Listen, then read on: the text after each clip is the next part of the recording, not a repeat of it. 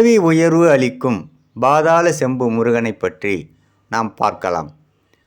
திண்டுக்கல் மாவட்டம் செட்டியார்சத்திரம் அருகே ராமலிங்கம்பட்டி என்ற கிராமத்தில் பாதாள செம்பு முருகன் கோவில் அமைந்துள்ளது.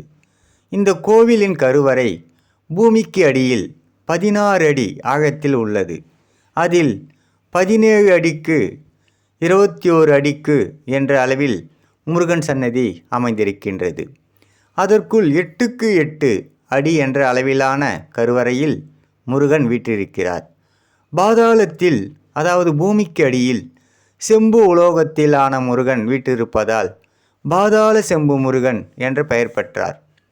தரைதளத்தில் ஒன்றும் பாதாளத்தில் பூமிக்கடியில் ஒன்றும் என 2 கருவறைகள் கொண்டதாக இக்கோயில் உள்ளது.